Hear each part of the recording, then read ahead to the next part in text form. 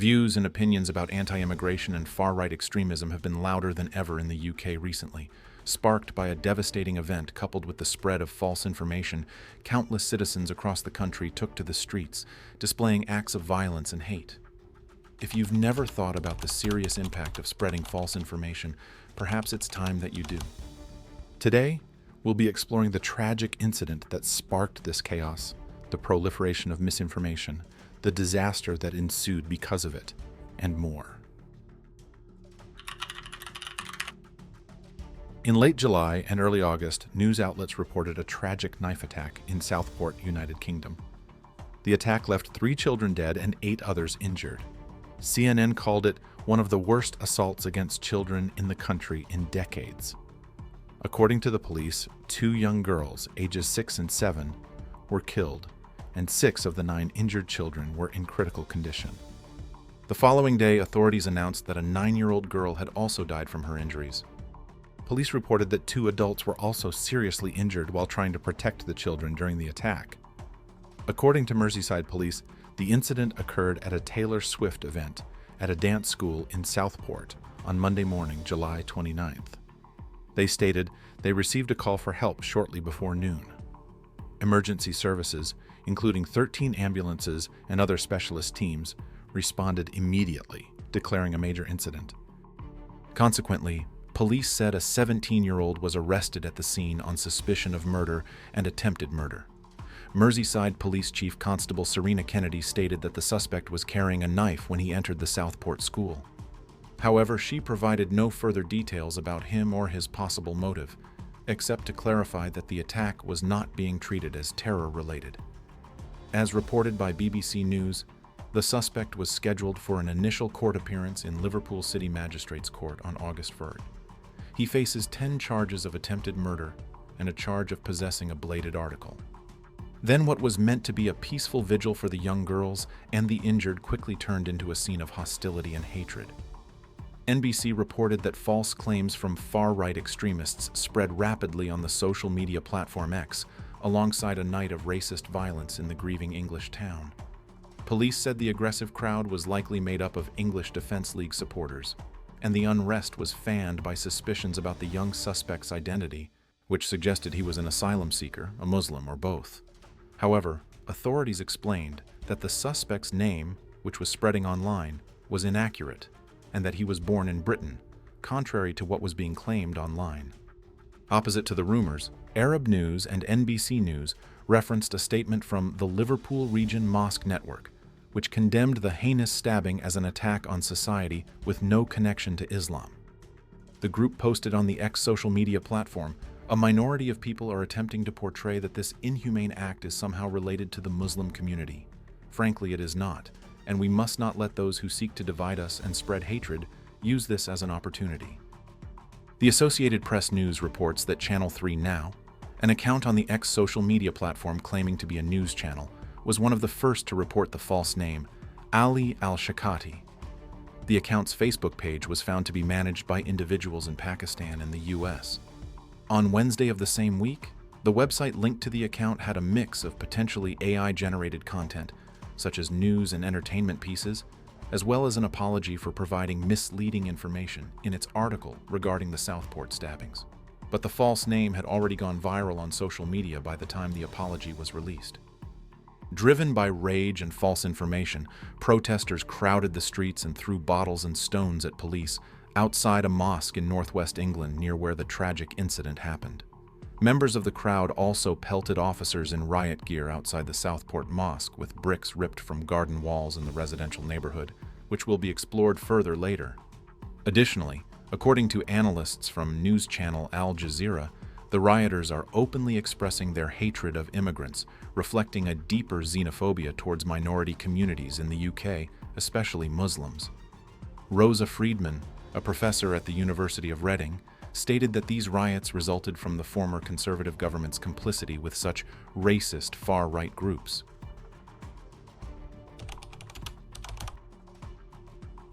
Diving deeper into the chaos and tragedy, with hatred in one hand and misinformation in the other, in Southport, northwest England, a large group of far-right, anti-Muslim protesters clashed with police just hours after the town held a vigil for the victims of the knife attack. Al Jazeera reported that Merseyside police said 22 officers were injured in the violence, with 8 suffering serious injuries. The unrest began when several hundred men targeted a local mosque, set vehicles and wheelie bins on fire, and attacked a shop. Police reported that bottles and bricks were thrown at them, and the rioters were linked to the English Defence League, known for staging violent demonstrations against Islam.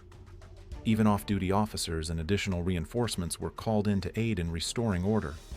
As the news reached the authorities, UK Prime Minister Keir Starmer vowed to use the full force of the law against the rioters.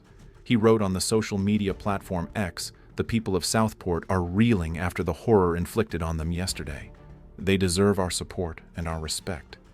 Those who have hijacked the vigil for the victims with violence and thuggery have insulted the community as it grieves." A few days after the mosque incident in Southport, rioters targeted hotels housing asylum seekers in northern England. CNN described these events as the worst social unrest in years. Protesters vandalized and set fire to 2 holiday inns, one in Tamworth, which a local politician had criticized for accommodating asylum seekers, and another in Rotherham. Protesters in Tamworth flung items, damaged windows, and ignited fires, wounding 1 police officer, according to local officials. BBC reports that during the chaos, an asylum seeker at a hotel said he feared for his life.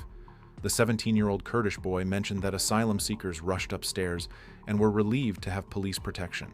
Over 100 of them were moved to different shelters in 3 buses early that weekend. Meanwhile, in Rotherham, protesters threw wooden planks, used fire extinguishers against officers, set fires near the hotel, and smashed windows to break into the building, according to police. As a response to the violent acts, CNN reports that Prime Minister Starmer has condemned the violent protests from that weekend, which led to at least 147 arrests since that Saturday night. "People in this country have a right to feel safe," he said, pointing out that Muslim communities, mosques, and other minorities were targeted, and there were Nazi salutes, attacks on police, and rampant violence with racist rhetoric. He called it far-right thuggery, and commenting on the violence in Rotherham, described the rioters as marauding gangs intent on law-breaking, emphasizing that they do not represent our country. Fueled by misinformation, it's not just the places near the dance class where riots and protests happen. It has been quickly spreading throughout the UK. Riots have spread across much of the country, including Wales and Northern Ireland, but most of the unrest has been in English cities and towns. In early August, London Metropolitan Police reported 111 arrests in central London after a protest in Whitehall. In Middlesbrough, Northern England, Cleveland police said about 43 people were arrested on Monday. And lastly, Humberside police have reported at least 29 arrests in Hull.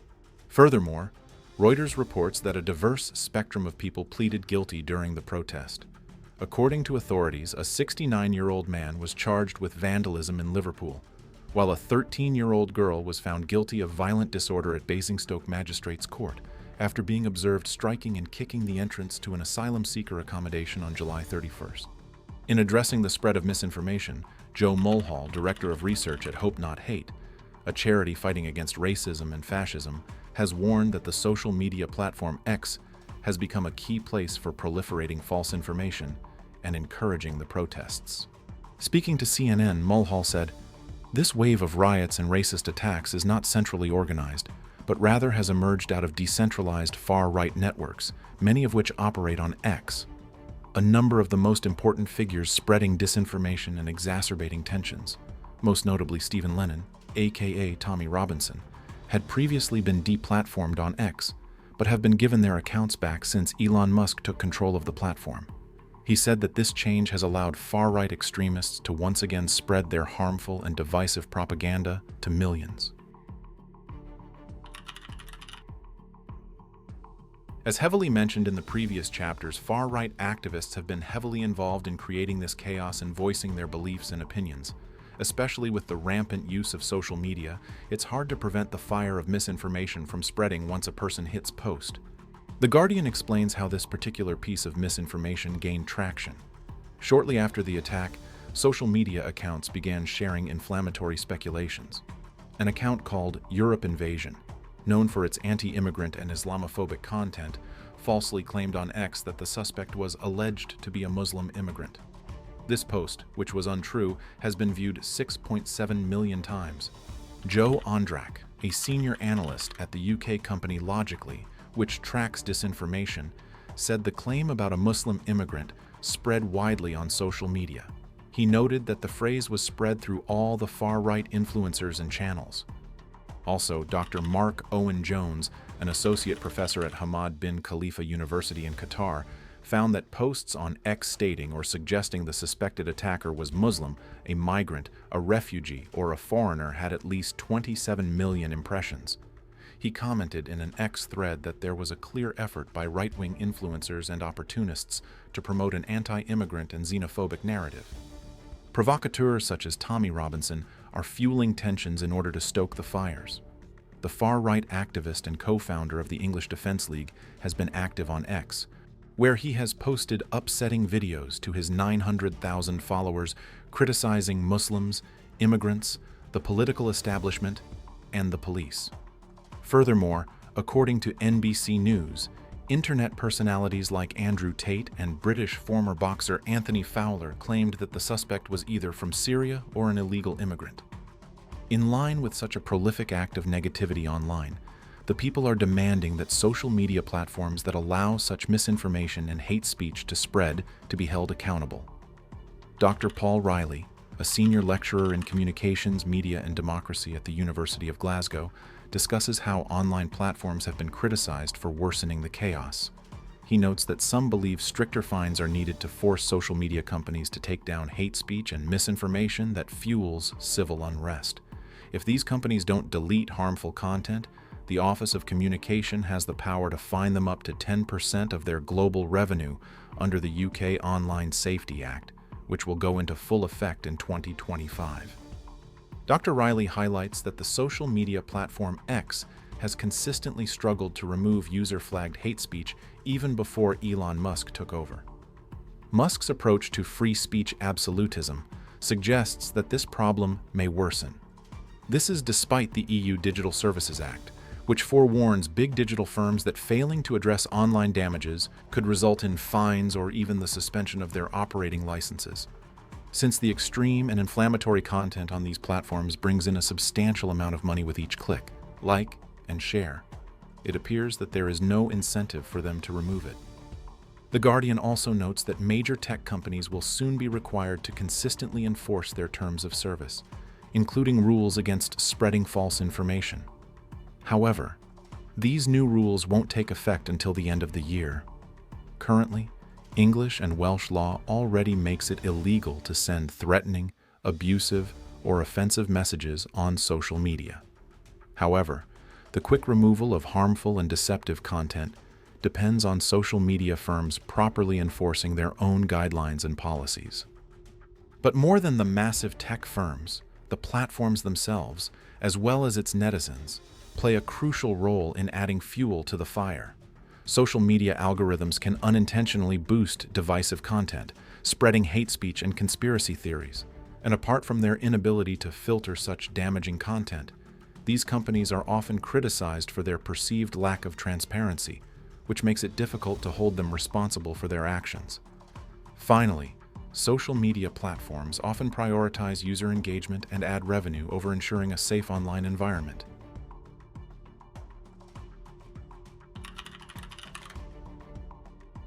Shortly after the violence had occurred, Prime Minister Starmer cautioned social media companies to adhere to laws that forbid inciting violence online, especially after misinformation about a recent mass stabbing led to violent incidents. At a news conference, he addressed the social media companies and their people in charge, saying, "Violent disorder clearly whipped up online. That is also a crime. It's happening on your premises, and the law must be upheld everywhere."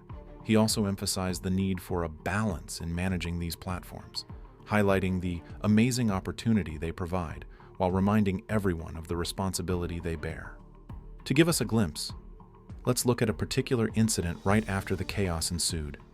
According to the Foundation for Individual Rights and Expression, a 55-year-old Chester woman falsely claimed on social media that the 17-year-old suspect was an asylum seeker who came to the UK by boat last year and was on an MI6 watch list. The the woman further stated, "If this is true, then all hell is about to break loose."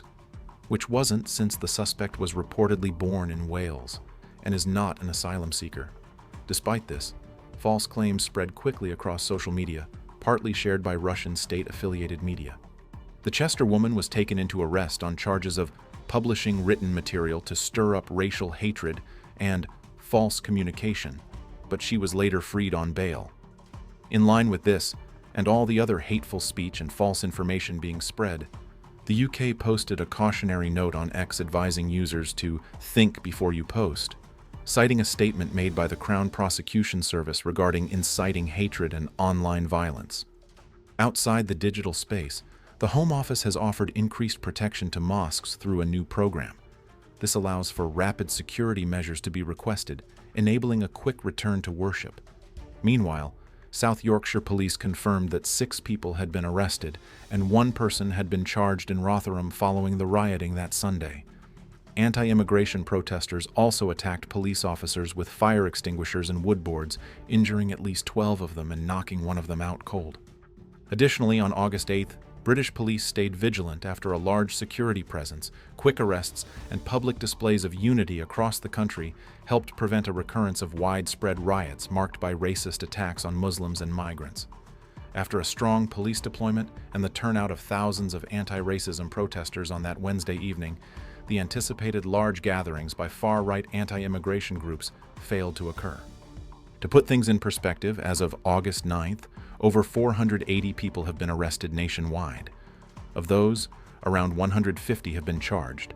The legal system is speeding up the cases of dozens of people who have already received sentences. Many of those arrested had criminal histories, according to London Commissioner Mark Rowley.